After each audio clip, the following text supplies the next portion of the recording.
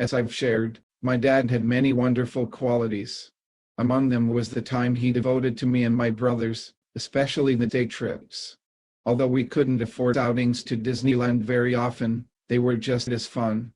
They ranged from trips to the park, the beach, ice skating, hockey and baseball games, to museums, music festivals, the mountains, especially in winter, and more.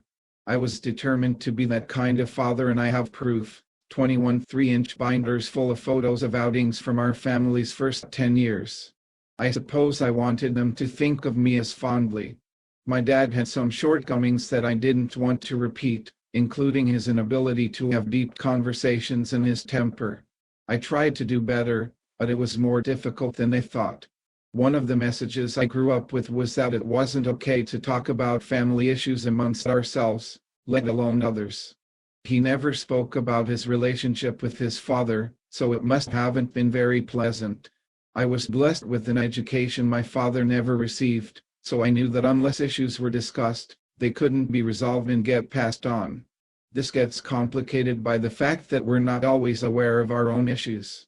While I think I did a good job of sharing my thoughts and listening to our children, Yolanda has told me I wasn't very emotionally present to them. I was living with so much shame that I put a mask on, pretending to be super dad. That mask became a barrier between them and me that I only fully realized years later. I've worked at sharing my heart and being a better listener, but it's still not easy for me. One of the goals of these reflections is to do this sharing.